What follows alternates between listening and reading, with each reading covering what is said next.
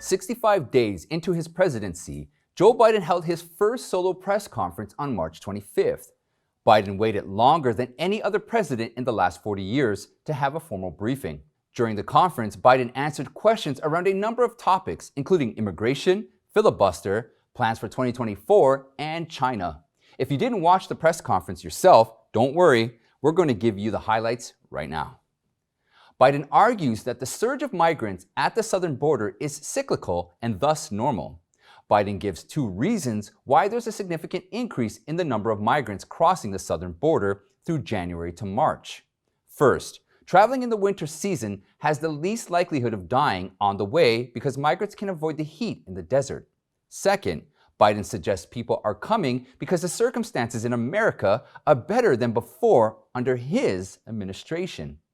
Biden says there will be a military facility opening soon at Fort Bliss, Texas, to hold 5,000 beds for unaccompanied minors.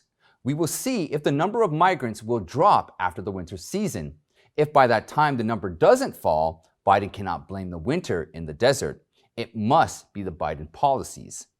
However, in terms of solving the humanitarian crisis of unaccompanied children, the fundamental solution should be implementing policies that can prevent illegal immigrants from crossing the border and punish criminals engaged in smuggling and human trafficking.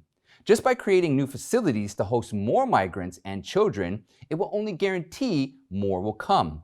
Of course, it would be a different story if pouring more illegal immigrants into the country is what Biden's administration wants. In fact, Biden has indirectly confirmed this. When asked if his messaging is encouraging families to send unaccompanied children to the border, Biden said he is not going to let kids starve to death and stay on the other side. But did he tell Americans that these children are subject to child sex trafficking? Republican Representative Burgess Owens earlier told reporters that 30% of the women and girls coming through the current migration process are going to be raped. Biden's administration should be ashamed. Lately, Democrats have been complaining that the Republicans are abusing filibusters as obstruction of passing their agendas, such as the two-gun bills and the election reform bill, H.R. 1. By the way, these are radical agendas. Around the issue of the filibuster, Biden said he keeps an open mind, but if he cannot get his items passed, significant changes to the filibuster process may take place. We've amended the filibuster in the past. I want to get things done. I want to get them done consistent with what we promised the American people. And in order to do that, in a 50-50 Senate, we've got to get to the place where I get 50 votes so that the Vice President of the United States can break the tie, or I get 51 votes without her. And so I'm going to say something outrageous. Unfortunately, we didn't hear Biden's outrageous proposal on how he's going to get 51 votes in the Senate. Biden either hesitated or forgot how to really achieve that. His answer became very ambiguous. So the best way to get something done, if it holds near and dear to you that you like to be able to, anyway, we're going to get a lot done. At the end, Biden was only able to say if there's complete lockdown and chaos as a consequence of the filibuster, he will have to go beyond. We don't know what are the extra steps that Biden is going to take. We hope it wasn't that he forgot what he was going to say, but rather he swallowed his outrageous plans. At the press conference, a reporter challenged Biden on his relationship with China. Biden called Xi Jinping a smart guy who doesn't have a democratic bone. Biden reiterated that during his first phone call with Xi in February, he told the CCP chairman that he's not looking for confrontation, but there will be steep competition. Biden said they will insist China play by the international rules of fairness, but Biden is too naive. After the Anchorage meeting last week, does Biden still believe the Chinese Communist regime would abide by world order to compete with America fairly? They will never do that. For decades, the CCP has been stealing intellectual properties all over the world. Biden laid out three things that his administration is going to do to effectively compete with China. First, invest in American workers and American science, as Biden recognized that China is out investing us in technologies that include AI, quantum computing, and biotech.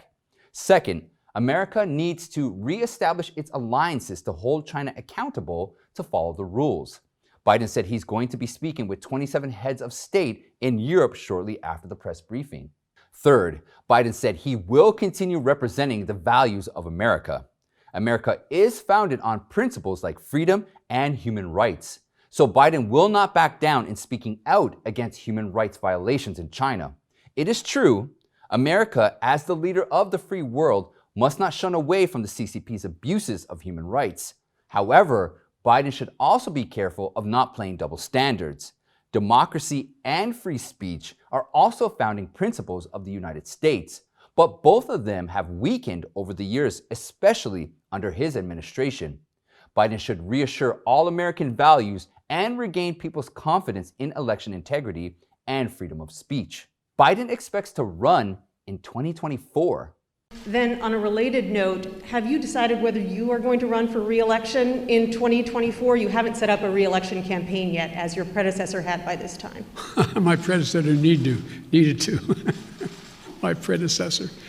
Oh, God, I miss him. No, the answer is yes. My plan is to run for re-election. That's my expectation. By 2024, Biden would be 82 years old. Right now, there's already been widespread speculation on Biden's cognitive ability, which puts a big question mark on the possibility of a second term. There's also been allegations that the 25th Amendment may be invoked during Biden's first term to let Kamala Harris take over as president.